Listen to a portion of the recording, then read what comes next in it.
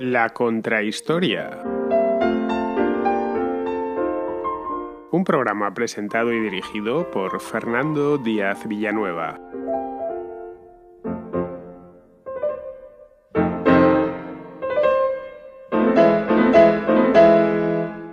Como ya os decía en el capítulo anterior, me había dejado una parte que no me cabía porque no quiero abusar de vuestra paciencia y no me gusta pasar de los 45 minutos. Me gusta dejarlo en ese espacio de confort entre los 30 y los 45 minutos, la contrahistoria, para que sea escuchable y no demandar de vosotros más tiempo del que estáis dispuesto a darme, que ya es muchísimo. Me había dejado en concreto dos cuestiones fundamentales sobre este proceso histórico que fue largo y fue complejo, o relativamente complejo. La primera es por qué una serie de reinos cristianos, en aquel entonces pequeñitos, la Europa del siglo XI estaba muy poco poblada, la Europa occidental, deciden volcarse militarmente sobre Oriente. Esa es una cuestión importante, principal. Y la segunda, ¿por qué fracasan?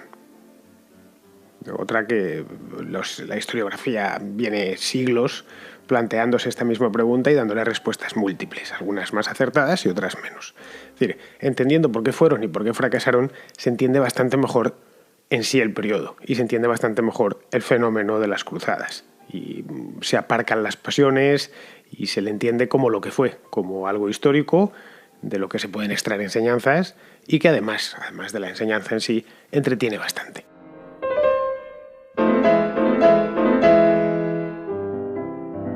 Podría ponerme a hablar así de entrada del fracaso de las cruzadas, pero creo que antes, y es importante, hay que saber la razón que empujó a miles de cristianos, decenas de miles de cristianos durante 200 años a dirigirse con la espada en la mano, la espada, el escudo, el casco, la armadura, etcétera, dirigirse a Oriente, hacer un viaje larguísimo. Hoy Oriente está lejos, hoy volar desde París, desde Londres o desde Berlín hasta Israel ya es un viaje de sus 3 horas, tranquilamente en avión estoy hablando, cómodamente.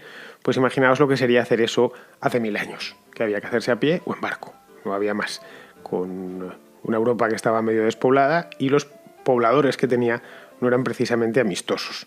Por lo tanto, había que tener, para moverse de esta manera, con idea además guerrera, no de colonizar ni nada por el estilo, y poseídos por la fe, por esto ya os lo comentaba en el capítulo anterior, que las cruzadas son un fenómeno esencialmente religioso, es decir, los cruzados no fueron allí a obtener fortunas, como si luego irían los españoles o los ingleses o los holandeses o los franceses por América y por el mundo a obtener riquezas y hacer negocios. Los cruzados no fueron a eso.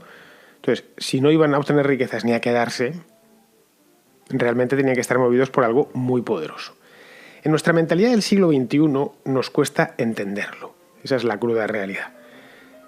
También les hubiese costado, ojo, esta misma historia a los romanos de 1000 años antes. Es decir, nos cuesta entenderlo a los romanos actuales, que somos nosotros, los romanos del siglo XXI, y les hubiese costado entenderlo a los romanos del siglo I. Sí, no tanto por la conquista en sí, que los romanos, como bien sabéis, conquistaron, de hecho, todo Oriente Medio, sino por las motivaciones de la misma. Miremos pues la historia, y esto es importante, y es un dato que os doy, y os repetiré a lo largo, mientras exista la contrahistoria, os lo repetiré muy a menudo. Miremosla con los ojos de cada época. Hagamos comparaciones sincrónicas, no anacrónicas. No con los nuestros, porque entonces no entendemos nada. Y empezamos a buscar buenos, malos, no. En las cruzadas no hay buenos ni malos. Es decir, pudo haber personas malas y personas buenas como en todo, porque como lo hay hoy. Pero las cruzadas hoy no tendrían sentido, pero es que 1000 años antes de las cruzadas tampoco. Ningún romano hubiese ido a la conquista por Júpiter. La religión importaba y el pueblo romano era religioso, pero no de la misma naturaleza que los cristianos occidentales del siglo XI. Esa es una cosa principal y que a lo largo de este programa, mientras esté en antena, entre comillas, insistiré. La Edad Media, que es de lo que estamos hablando cuando hablamos de las cruzadas de plena Edad Media, los siglos XI, XII y XIII, fue un periodo marcado por una religiosidad muy intensa. Esto es importante tenerlo en cuenta. No lo digo yo, no es una cosa que yo os venga ahora. No, es que eran muy religiosos. Lo dicen las catedrales, lo dicen las órdenes monásticas, los mismos monasterios. Lo dice el arte de la época. El arte del siglo XI. Lo que nos ha llegado del siglo XI es la época del románico. Para que nos pongamos el estilo artístico, arquitectónico es el románico.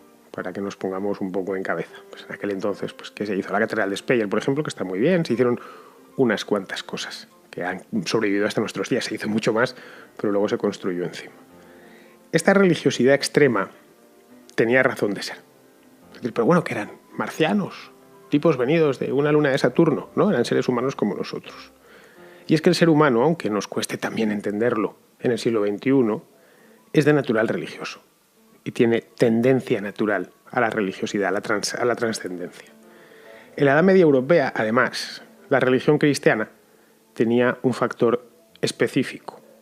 El cristianismo vino a poner orden en el caos a la caída del Imperio Romano. Al fin del orden antiguo, que se puede fechar en torno al siglo V más o menos, a grandísimos rasgos, le sucedieron siglos de zozobra y de tribulación.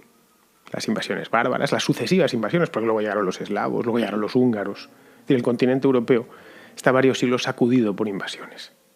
Y todo el orden greco-romano se viene abajo. La Iglesia se convierte, durante este periodo de los siglos oscuros, ¿no? La Alta Edad Media, se convierte casi en el único referente estable. De ahí, por ejemplo, el lema de los cartujos, que nacen en esta misma época, ya la Baja Edad Media, pero en esta misma época, la Edad Media, que dice: el mundo gira, la cruz permanece. Es una idea muy medieval. La Iglesia es el referente del orden en un mundo que por sí es caótico. Resumiéndolo mucho, para no enredarme más.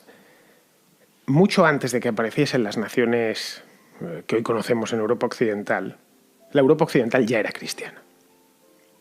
Y si pudiésemos viajar en el tiempo y preguntásemos, nadie nos diría: soy francés, soy belga, soy alemán, soy lombardo, soy aragonés. No, nos dirían: yo soy cristiano. Era el famoso Imperium Christianum de los carolingios, que acababan de pasar por la historia de Occidente. Estamos hablando del año 1100 o del año 1050. Y los carolingios son de 2 siglos antes. Estaba muy presente el Renacimiento carolingio. De ahí, por ejemplo, se explica la primacía del Papa. La Europa de los siglos X, XI, XII, XIII, XIV, el ateísmo es simplemente inconcebible. Es algo normal, de uso normal y moneda corriente en nuestra época. Quien más y quien menos no cree en Dios, es agnóstico o abiertamente ateo y lo dice. Y además da sus buenas razones. No, mira, yo no creo en Dios por esto, pum, pum, pum, pum. Se habla de laicidad con mucha naturalidad. En aquel entonces no era... Es ni implanteable, directamente implanteable. Como era implanteable también aceptar otras religiones distintas, más allá de las zonas de frontera. Más allá de, pues, ¿qué os digo yo?, de el Toledo medieval. Toledo se conquista, por cierto, poco antes de la Primera Cruzada, en el año 1085, y se mantiene cierta pluralidad durante un tiempo. La famosa escuela de traductores, bueno, el Islam estaba cerca. Algo similar sucedía en las fronteras de Bizancio. Pero no era la norma, no nos engañemos, ¿eh? La sociedad medieval no es una sociedad cosmopolita, ni una sociedad multirreligiosa, no lo es. Quizá a algunos hoy en día les gustaría que así fuese, pero es que no lo es. La sociedad, la religión era el principio rector de esas sociedades europeas, y como era el principio rector, no aceptaba competencia. La Iglesia, lo es hoy y lo era entonces, estaba basada en un dogma. Dogma significa literalmente en griego creencia, en una creencia que era fija. El mundo podría variar, pero el dogma no. No podemos entender las cruzadas si no entendemos ese principio. Nos parece, bueno, pues eso, la cara oculta de la luna. Pero qué bárbaros eran, yo lo leo y lo leo hoy en día. Cuidado que eran bárbaros los caballeros cristianos del siglo XI.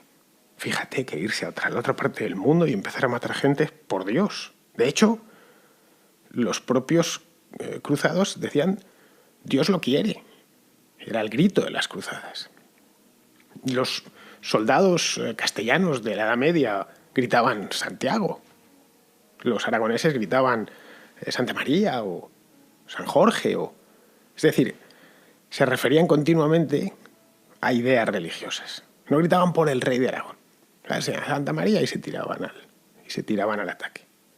Estos cruzados decían: Dios lo quiere. Es decir, no es una cuestión nuestra. Es una orden que nos viene desde arriba y que ha pasado por el Papa, que es el vicario de Dios en la tierra. Sin esto, es mejor ni seguir directamente. Si no podemos meternos, con el esfuerzo que hay que hacer, obviamente, en la mente de un europeo, de un franco del siglo XI, del siglo XII, pues lo que vamos a sacar es conclusiones erróneas.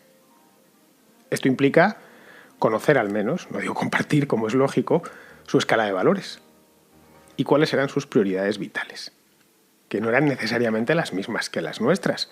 Su estructura psicológica era distinta. La de aquella sociedad, no la de los individuos. Los individuos son, a fin de cuentas, nuestros quintos abuelos. Tampoco están tan lejos desde el punto de vista no ya histórico, que por supuesto están cerquísima, 1000 años no es nada, sino que no ha habido cambios en la especie. Pero llevaban un sistema operativo ligeramente diferente al nuestro. Entonces, explicado esto, viene la primera pregunta clave. ¿Las cruzadas fueron ofensivas o defensivas?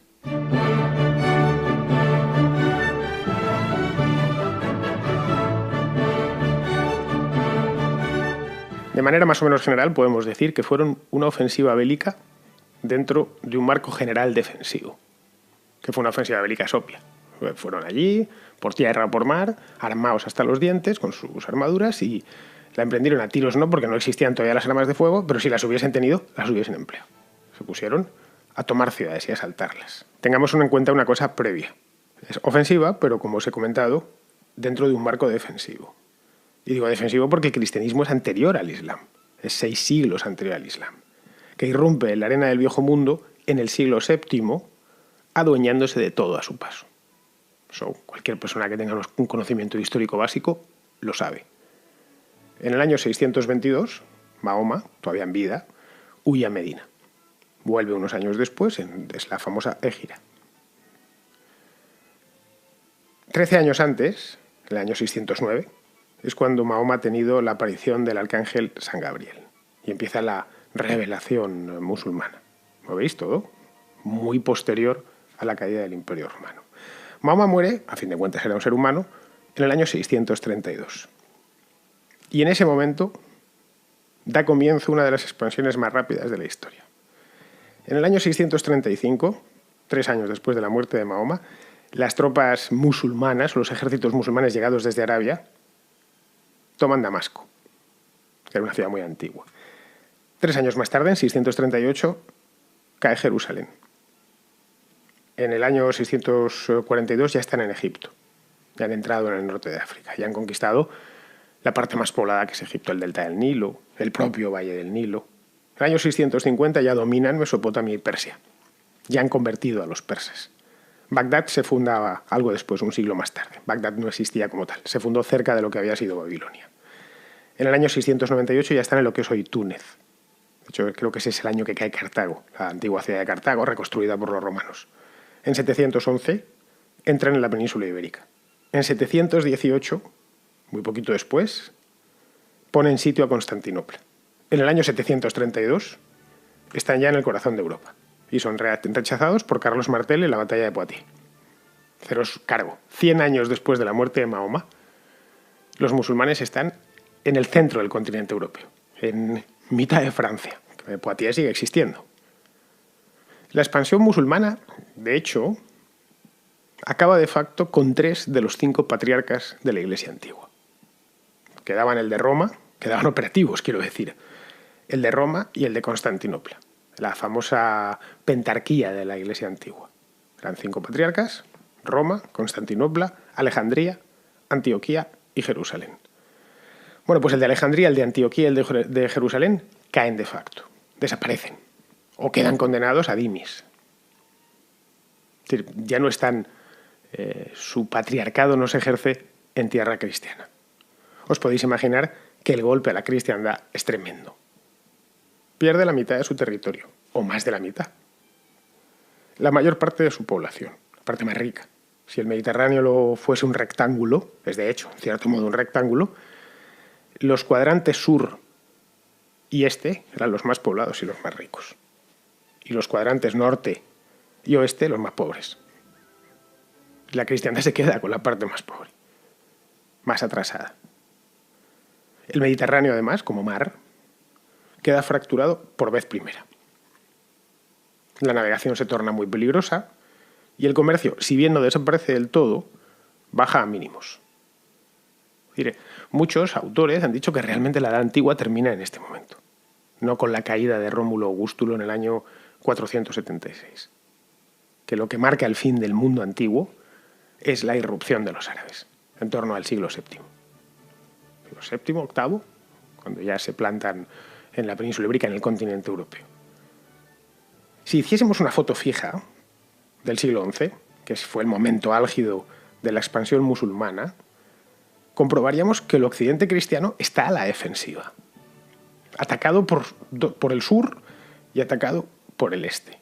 Ya os he dicho, Poitiers, Constantinopla, con muy pocos años de diferencia. Y por supuesto, parte del occidente europeo ocupado, como es el caso de la península ibérica y como sería el caso de la isla de Sicilia, que es que en Sicilia estuvieron mucho menos tiempo.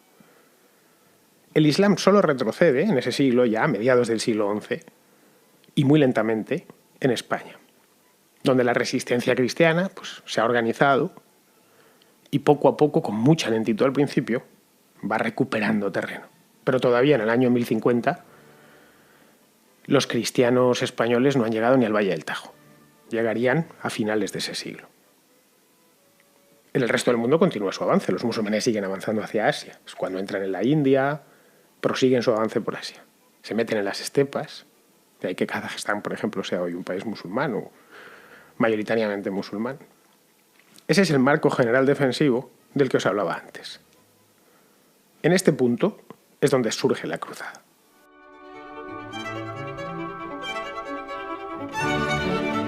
Llegados a este punto nos queda saber por qué fracasaron. Es decir, ya sabemos por qué arranca.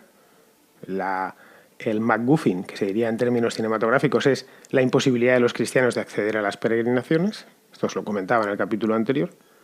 Y el marco general, si nos elevamos y lo vemos a vista de pájaro, del mundo, del viejo mundo en el año 1050, es ese. Es una cristiandad asediada y que a punto estuvo de desaparecer. Si los musulmanes, pongamos por caso, hubieran tenido algo más de cuerda, consiguen hacerse con el Imperio Bizantino, remontar el Valle del Danubio e ir convirtiendo pueblos, es decir, hacer lo mismo en Europa que de lo que habían hecho en Asia, lo que habían hecho en Mesopotamia, y los francos no les detienen en la batalla de Poitiers, muy probablemente el cristianismo hubiera desaparecido, o se hubiese quedado reducido a pequeñas comunidades. Quizá a la vuelta de 500 años solo podríamos hablar de cristianos en lugares remotos, tipo Etiopía, Armenia, no lo sé, es pura historia ficción. Ya conocemos las causas por las que se produce la cruzada, ahora nos queda la segunda pregunta. ¿Por qué fracasa? Después de 200 años y después de un primer éxito rutilante como fue el de la primera cruzada. Pues como en todos los procesos históricos, las causas son múltiples. Ahora, me podéis decir, ¿y esto no lo vieron los contemporáneos? Tuvieron 200 años para verlo, ¿eh? Es decir, quizá no lo vieron los primeros, pero a la vuelta a un siglo. Es decir, si Jerusalén cae en el año 1099, en el año 1199, que por cierto ya la han vuelto a perder, no lo están viendo de que hay algo fracasa. Bueno, sí, veían que las cosas no iban bien y por eso mandaban cruzadas nuevas. Es decir, que a veces sí lo veían y otras veces no. Estas cosas se ven bien en retrospectiva.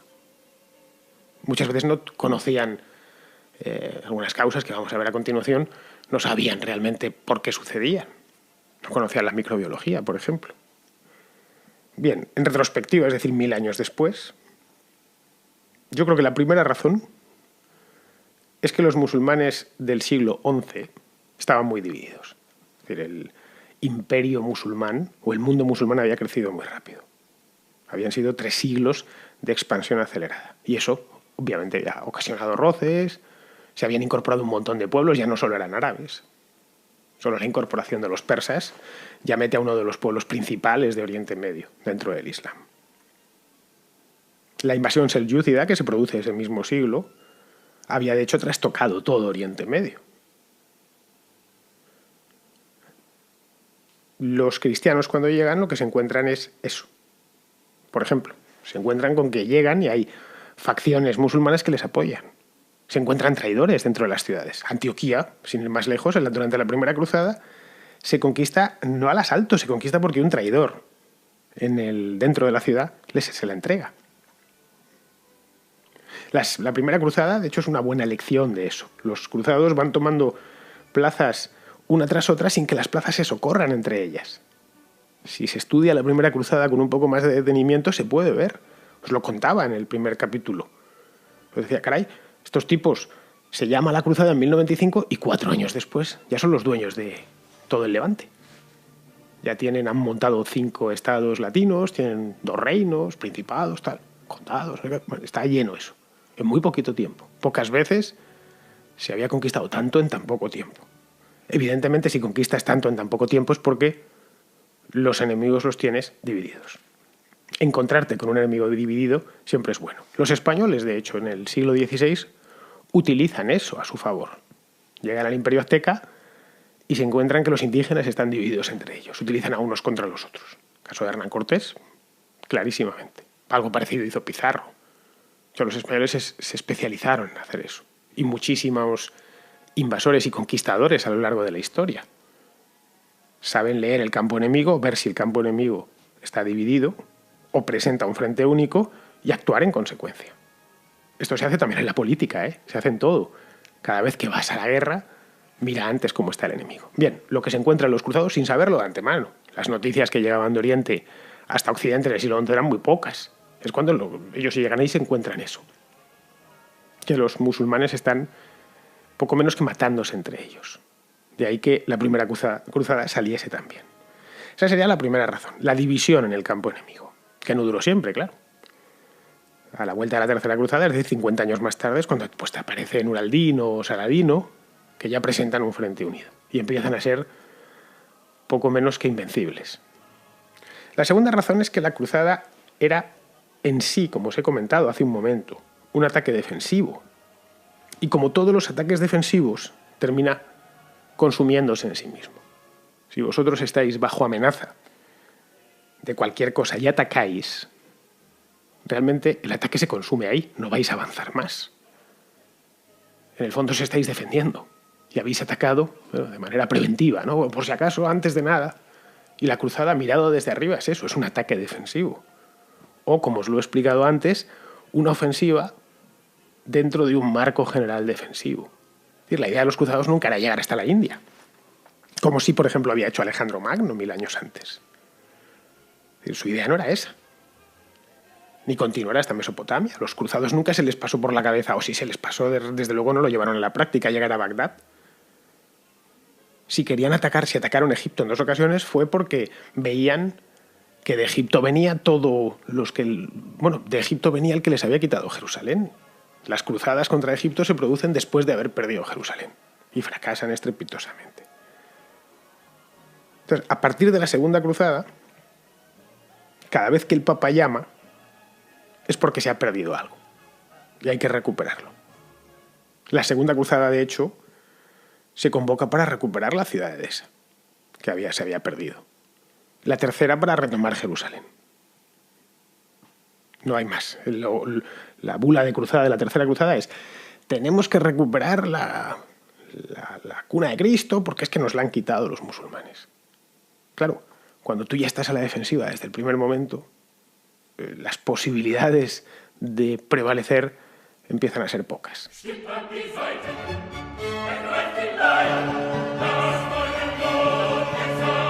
La tercera razón tiene que ver con algo que nos parece obvio y que cuenta.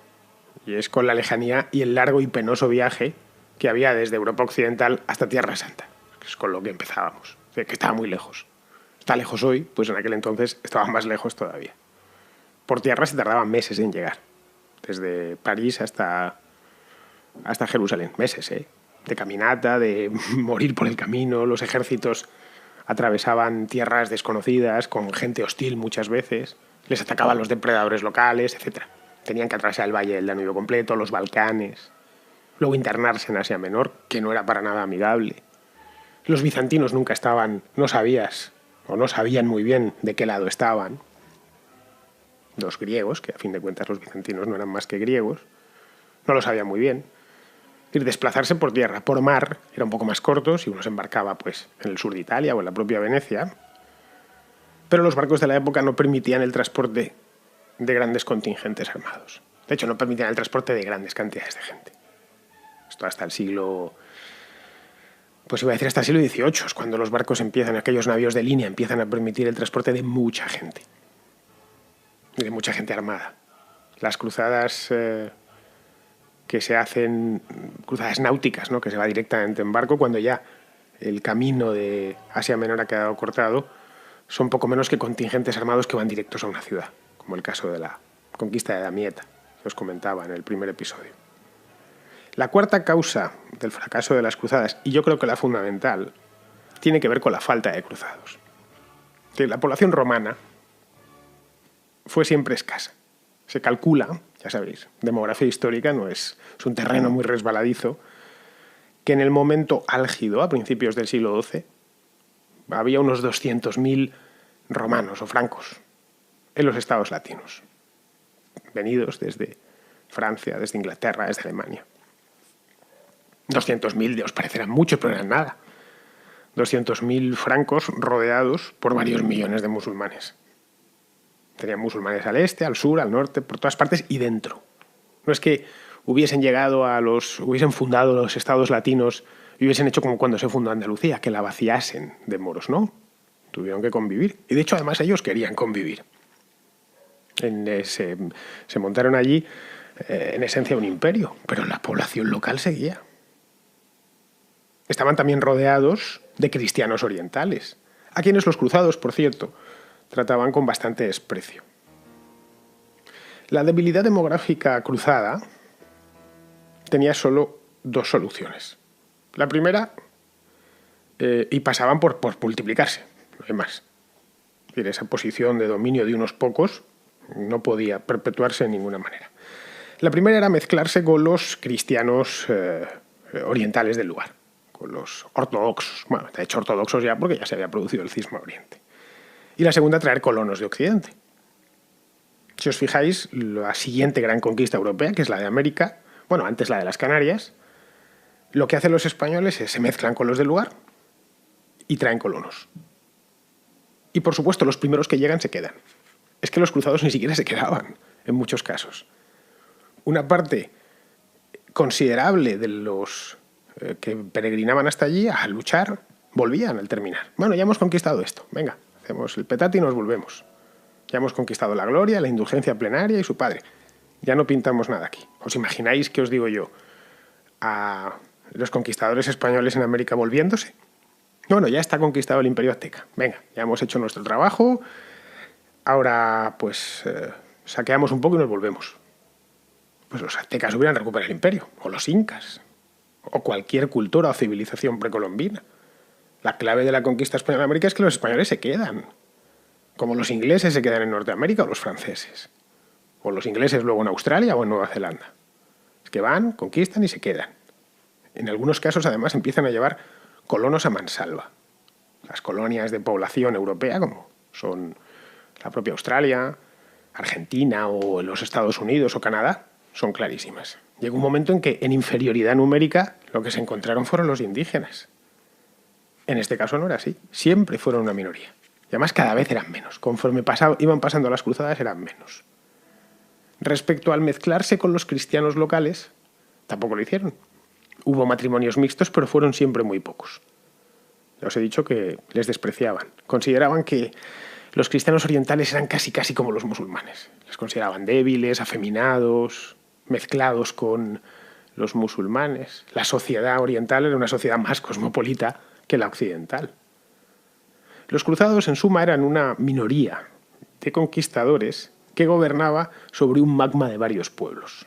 Eran todos pueblos antiguos, con más historia que los propios europeos occidentales.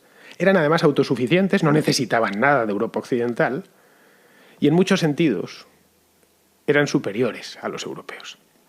Superiores técnicamente. Es decir, la Siria del siglo XII estaba más avanzada que la Francia del siglo XII.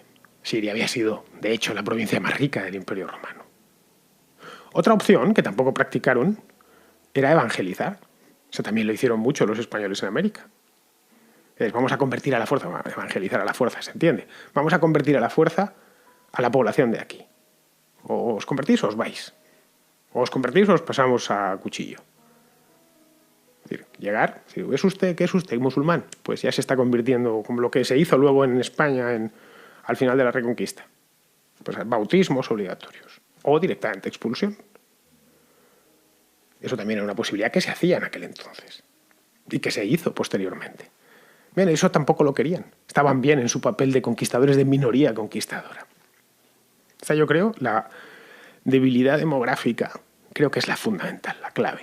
Es la que ayuda a entender el resto. Visto, repito, desde arriba. Y en retrospectiva, a 1000 años vista. La quinta razón es de orden biológico. Los ejércitos cruzados morían más por enfermedades que por la daga del infiel. La cantidad de bajas que tenían era bastante mayor por pestes y otras infecciones que por los combates y por los sitios y tal. Todas las cruzadas, las 9, se vieron sacudidas por enfermedad. Todas. Algunas directamente las imposibilitó, como la que hizo Federico Barbarroja. La malaria, por ejemplo, hizo estragos una y otra vez. ¿Diréis, malaria? Sí, la malaria era endémica. De hecho, malaria en aquel entonces había también en Europa Occidental. Pero la diferencia entre la malaria en Europa Occidental, que por supuesto está más que erradicada, y la malaria del oriente del Mediterráneo, era que aquí se daba solo en ciertas zonas, en lugares pantanosos y en ciertas épocas del año. Normalmente coincidían con los periodos con lluvias, en las costas, caray, allá donde había mosquitos. Pero como bien sabéis, en Europa Occidental hay mosquitos solo en una época del año, que es verano. De hecho, hay lugares en Europa donde apenas hay mosquitos en ningún momento. Me voy a la propia Castilla, que es donde estoy. Aquí hay muy pocos mosquitos. Está muy alto, el clima es seco. No es el lugar perfecto, es el lugar más horroroso para difundir cualquier enfermedad a través de mosquitos. En Oriente Medio, como os decía, era endémica. Ojo, sigue habiendo malaria todavía, hay brotes de malaria en Oriente Medio, a día de hoy. ¿Los autóctonos no se morían de malaria? También, pero bastante menos. La mortalidad de la malaria entre los del lugar era menor. Estaban mejor dotados genéticamente para ella. Y si la malaria era problemática, en Siria y Palestina, que a fin de cuentas no dejan de ser lugares semidesérticos, no os digo ya lo que era el delta del Nilo, a donde, por cierto, como os comentaba, se dirigieron 2 cruzadas, la quinta y la séptima. La malaria en esta zona del mundo, en Próximo Oriente, ha sido un problema para todos los ejércitos invasores, hasta el día presente, aunque ya hoy la malaria obviamente tiene cura. Hace solo 100 años, durante la Primera Guerra Mundial, los ejércitos británico, inglés y alemán quedaron inmovilizados por culpa de la malaria. El 80% del ejército francés, que creo que eran como 150.000 soldados, la contrajo. Hace 100 años estoy hablando, en 1916. Imaginaos lo que sería esto en el año 1116, cuando ya se conocía la causa de la malaria en 1916 y se combatía, bueno, no con antibióticos, pero se combatía, y existía la quinina, etcétera, y había tratamientos, y se estaba, en 1916, la ciencia médica estaba avanzada. Los británicos, de hecho, apenas salieron de los cuarteles. Era una de las principales preocupaciones de los británicos, no ya en la Primera Guerra Mundial, sino posteriormente en su protectorado. Era un tema que era recurrente. Bueno, a ver, que no se nos mueran los soldados o que no contraigamos demasiado la malaria, porque tenemos al regimiento entero metido en el hospital. En 1291, en una palabra, cuando los últimos cruzados abandonan la ciudad de Acre, de San Juan de Acre, nadie echa de menos Oriente. Esa es la verdad. Que esta yo creo que sería la sexta y última de las razones. No había amor por el lugar. Una vez cubierto el expediente de la Primera Cruzada, el recuperar Jerusalén, ese empuje místico, religioso de los primeros momentos, eso se fue apagando. Cada vez había menos interés, cada vez concurría menos gente a las cruzadas. Las últimas incluso ya apenas son siquiera espirituales, eran puras expediciones de conquista. Esto ya os lo comentaba, si no lo habéis escuchado, podéis escucharlo a continuación. De la primera a la última cruzada hay un salto bastante grande en las motivaciones. Las últimas ya fracasan estrepitosamente de cualquier manera. De hecho, para aquel entonces, para 1291, Europa ya no miraba a Oriente. Lo ignoraba totalmente. Lo más que le había concedido era una prórroga al Imperio Bizantino, que podía haber caído en el siglo XI y terminó siendo aniquilado en el siglo XV. Le dio una prórroga de 5 siglos a los bizantinos, nada más. Porque los selyúcidas probablemente, es una tesis, o una hipótesis mejor dicho, de algunos historiadores, hubieran terminado conquistando Constantinopla en el año 1100. Cayó más tarde, mucho más tarde, en 1453, a manos de otros turcos, de los otomanos en este caso. Para el gozne entre los siglos XIII y XIV, Europa ya mira a otro lado, ya mira al Atlántico, ya mira a sus mares internos, al Mar del Norte. Ya se está desplazando, el eje de gravedad se está desplazando hacia las costas atlánticas. Ese mismo año, 1291, dos hermanos italianos, se llamaban Ugo y Bandino Vivaldi, nada que ver con el músico, que va a ser muy posterior, es ya del siglo XVIII, se aventuraron más allá de las columnas de Hércules en barco. Querían circunnavegar África, que era una cosa que ya habían hecho los fenicios en el pasado y había quedado en el imaginario europeo. Y se perdieron, nunca más se volvió a saber de ellos. Pues bien, poco después, unos años después, un paisano suyo salió en su búsqueda. Este paisano se llamaba Lancelotto Malocello. Bien, se encontró, en la búsqueda de los hermanos Vivaldi que nunca encontró, se encontró con una isla y volvió para contarlo, porque Malocello terminó muriendo en Génova. Bien, esa isla se llama Lanzarote hoy en día, de ahí viene el nombre. Lancelotto, pues derivó hacia Lanzarote. La llegada a las Islas Canarias, en esta época, ya a principios del siglo XIV, y su posterior conquista, que llevó 2 siglos, son quizá el mejor símbolo del cambio de intereses de los europeos occidentales, del occidente europeo, y de cómo se echa al desván la idea misma de las cruzadas, la idea misma de Oriente, que los otomanos, que ya han irrumpido en la historia, se apoderan de él completamente hasta el siglo XX y empiezan a mirar hacia otro lado. Eso ya entraríamos, evidentemente, en otra parte o en otra etapa de la historia de Europa.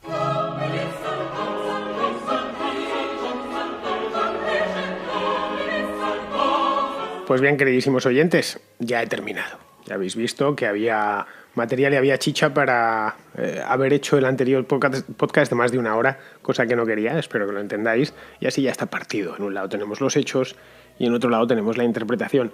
Esto me ha dado una idea un poco malévola, y es cierto, es más tratarlos así. Primero ir al relato de los hechos, a contar la historia propiamente dicha, y después a interpretarla. Porque si la historia tiene algo bueno es que es bonita de conocer y luego explica cosas. O sea, la labor del historiador no es tanto reproducir fechas y batallas como utilizar esas fechas y esas batallas y los hechos para ponerlos en perspectiva. Ahí es donde está lo bonito de ese oficio, del oficio de historiador, y donde está lo bonito en sí de saber historia. Te ayuda a explicar muchísimas cosas. Pues bien, yo espero que en estas dos contrahistorias os hayan quedado más o menos claras las cruzadas, que os hayan venido bien para, tener argumentos nuevos o argumentos de peso para poder utilizar, ya sea en conversaciones o por el puro gusto de aprender, que no existe mayor contento en la vida que saber cosas, por lo menos para mí. A mí me encanta saber cosas y esas cosas utilizarlas, interrelacionarlas con otras e ir entendiendo lo que me rodea y lo que me precedió. Muy bien, pues oyentes míos, con esto os dejo y en principio os cito a la semana que viene. Espero tener un temita preparado, tengo varios en cartera. Será interesante, por supuesto, y como no sé todavía el tema definitivo, no sé si lo haré en 2 capítulos o en 1. De cualquier manera, volveré por aquí. Así que aquí os espero.